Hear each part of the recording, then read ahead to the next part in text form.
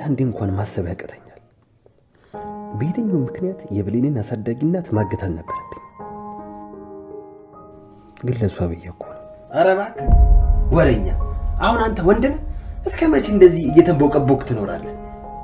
እንደ ወንድ ልታድናት ባችል እንኳን ለሷ ብዬ ነው እያልክ ራስን ታጃጅላለህ። ምን ማለት ትችላለህ? በአንተ እይታ እኮ ትክክል የሆነ ነገር አድርገሃል። በእርግጥም ትክክለኛ ሀሳብ ነው። ብሌን ራሱ በአንተ ቦታ ብትሆን እንደዚህ ነው የምታደርገው። ታዲያ ነገራታ ብሌን ሳትወልድሽ እንደ ልጅሽ ያሳደገችሽ እናትሽን አግቻታለሁ በላ ነገራታ። ቆይ ምን ምትል ይመስልሃል? ጀግኔ አንበሳዬ ትጠላሃለች፣ እንደው ቆሻሻ ነው የምታይ። ምክንያቱም እንደዛ ስለሆንክ ነው። ዳግም መጥፎ ሀሳቦችን ትተህ ስለ መፍትሄው ብቻ ማሰብ አለብህ። ጸጸቱ ከሚያሰቃየ ሁሉም ነገር በግልጽ ነገራት፣ ትረዳሃለች። አዎ እነግራታለሁ። በጸጸት ከምትሰቃይ ነግሬያት የሚሆነን ብቀበል ይሻለኛል። ነገ እነግራታለሁ። ሰላም ጤና ይስጥልኝ። ውድና የተከበራችሁ የቻናል ቤተሰቦች በያላችሁበት ዓለም ዳርቻ ሰላማችሁ በዘት ተረፍ ይበል። ለዚህ ቻናል አዲስ ከሆናችሁ ላይክ፣ ሰብስክራይብ፣ ሼር እያደረጋችሁ አብሮነታችሁ አይለኝ እላለሁ። ብሌን እንግዲህ የአሳዳጊ እናቷን ያገዳትን በይፋ አውቃለች ማለት ነው። ዳጊም እንግዲህ ማንም ሳይነግራት እኔ መናገር አለብኝ እያለም ሲጨነቅ፣ ነገር ግን እሱ ሳይነግራት ፈራ ተባ ሲልም በፖስጣ የእናቷ ፎቶና የዳጊ አጋቹና የተጋጯ የአሳዳጊ እናቷ ፎቶ ለብሌን ደርሷታል ማለት ነው። ታዳ የደነገጠው ዳጊም ምንድነው ሲላት ነበር። ፖስጣ ነው፣ ፖስጣ ለእኔ ማን ሊልክልኝ ይችላል ትለዋለች። ታይ የግል ጉዳይሽ ይሆናል እሱ ተይ ሲላትም ከአንተ የምደብቀው ነገር የለኝም በማለት አጠገቡ ፈታም ጉዷን አይታለች ማለት ነው። ታዲያ ከፖስጣ ውስጥም እንግዲህ ብሌን የእናቷን ፎቶ መጀመሪያ ታወጣና ከዛ በመቀጠል ግን የዳጊ ፎቶ ነበር የነበረው።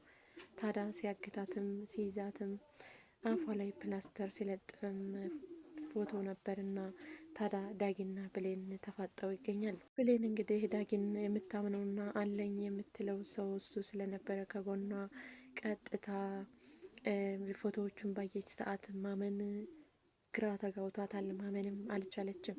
በሌላ በኩል ሰላምዬ ከእንቅልፏ ተነስታ የብሌንን ድምጽ ወይም ጩኸት ስትሰማ ምንድን ነው የሚሰማው ብላም ወደ ብሌን ክላስ ትሄዳለች። ታዲያ ወደ ብሌን ክላስ ሄዳም ለማዳመጥ ስትሞክር ተንኮለኛዋና ጉዳዋ ቃልም እማዬ ምን ሆነች ነው የሚለ ትላታለች።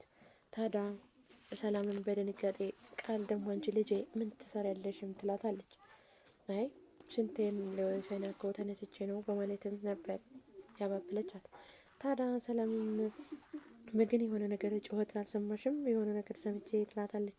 ኧረ እኔ አልሰማሁም የምን ጩኸትም በማለት ቃል ተመልሳለች። ታዲያ ሰላም መልሳ እንዴ እንደውም የብሌን ድምጽ ነበር የመሰለኝ ብላ ወደ ብሌን ክላስም ትሄዳለች። ታዲያ ወደ ብሌን ክላስ ስትሄድ ኔኔ ቆይ ትላታለች። ምን ነው ትላታለች። እንግዲህ የነ አቶ ባይሉን ጉድ ታጋልጣለች በሩን ከከፈተችው በማለትም ቃል እንግዲህ የቀጥታ ሰላምን ወደ ብሌን ክላስ እንዳትገባም ታደርጋታለች። ብሌን እኮ ራሷን ያማታል፣ ደህና የተኛችውን ልጅ ልቀሰቅሻት ነው ወይም ትላለች ለብሌን ያዘነች መስላ። ታዲያ ሰላምም ወይ እንደዛ እስከሆነ ልክ ነሽ ይቅርብኝ የኔ ምስኪን የኔ ልጅ ለምንስ ልቀስቅሳት ራሷን የሚያማትም ከሆነ ትልና መለስ ትላለች። ታዲያ መለስ ስትልም ጨካኙ አቶ ባይሉ ብሌንን በጣም አፍኗትም ስለነበረ ትንሽ ትጮዋለች። ታዲያ ስትጮህም ሰላም ድምጽ የብሌን ድምጽ ጩኸት ይገባል። እንዴ አሁንማ የብሌን ድምጽ ነው በማለትም ወደ ብሌን ክላስ መለስ ትላለች። ታዲያ ወደ ብሌን ክላስ መለስ ስትል ቆይ ልንገርሽ ቅድም እኮ የጮኩት እኔ ነኝ ትላለች። ቀልም ምን ነው ልጄ ስትላት አይጣ ይቼ እኮ ነው አይጣ አግኝቼ እንዴት አባቱ እንደሚያስጠላም በማለት ታረሳሳታለች። ይልቁንስ ነይ እንሂድ እናንተኛ እኔ ዛሬ እንደውም ከአንቺ ጋር ነው ማደር የምፈልገውም በማለት ሰላምን ይዛት መለስም ስትል አሁንም አቶ በኃይሉ ብሌንን ሲያስጨናንቃት ብሌን ትጮኻለች። ታዲያ ሰላም የብሌን ድምጽ መሆኑን ስታቅ እዚህ ድረስ ተመምጣቴ ካልቀረማ ወደ ብሌንን አይቼ ነው የምሄደው ብላም ወደ በሩ ጠጋ ብላ ስታዳምጥም ብሌን ክላስ ውስጥ ችግር እንዳለ ገብቷታል፣ ተረድታለች። ታዲያ በሩን ከፍታም ልትገባ ስትል ሰላም በሩን ከፍታ ገባች ማለት የአቶ በኃይሉና የቃል ጉድ ሊጋለጥ ስለሆነ መጋለጣችን አይቀርም ብላ እንጨት አንስታ ወገቧን ትላታለች። ታዲያ ወገቧን የተመታችው ሰላምም መሬት ትወድቃለች። ታዲያ ቃልም መጨካኝና አረመኔዋ ቃልም ሰላምን መታ መሬት ላይ ከጣለቻት በኋላ ወይኔ ጉዴ ምን ሊውጠኝ ነው? ምንድን ያደረግኩ ዛሬ? ጉዳችን እንዳይጋለጥ ብዬ እኮ ነው ከፍታ ልገባ ስትልም ትላለች። ታዲያ ይህንን ድምጽ የሰማው በኃይሉን ብሌንን ለቋት ወደ ሰላም ይወጣል። ታዲያ አንቺ ቃል ምንድነው የሰራሽው? ምንድነው ሲያደረግሽው? በማለትም ነበር የጠየቃት። እኔ እኮ ጉዳችን እንዳይጋለጥ ብዬ መታወት ግን ሞተችብኝ መሰለኝ ትለዋለች። ታዲያ እንደዚህ እያለችም በጣም እየተንዘፈዘፈችና እየተንቀጠቀጠች የምታወራው ቃልም አቶ በኃይሉ ግን ተይ መላ እንፈልጋለን፣ በቃ አታስቢ፣ አትጨናነቂ ሲልም ነበር የመለሰላት። ታዲያ ይሄንን ስለመለሰም አሁን ምን እናደርግ ብለውን ብድግ አድርገው ወደ ሳሎን ያመጣታል። ታዲያ ወደ ሳሎን ካመጣትም በኋላ ወይኔ ጉዴ አሁን ብትነቃ ለምን መጣሁ ነው የምላት እያለም ይጨነቃል በኃይሉ። ቃልም አሁን ራሷን ካልሞተች እኮ ራሷን ካወቀች እኔ እንደምታወት ታውቃለች እያለችም ተጨንቀዋል። ታዲያ ሰላምም ስትባንን ግን ብሌን በር ላይ እንደነበረች ታስታውሳለች። ከዛ ግን ምን እንደገጠማት የምታስታውሰው ነገር የለም። ምን ሆኜ ነው እዚህስ እንዴት መጣሁ?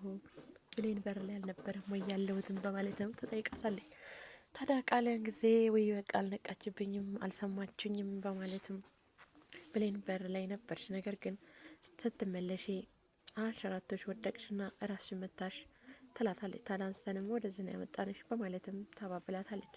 ታዲያ ቃልም ተንኮለኛዋ ቃልም ስላልተነቃብኝ ብላ ሄዳ ሰላምን እቅፍ ታረጋታለች።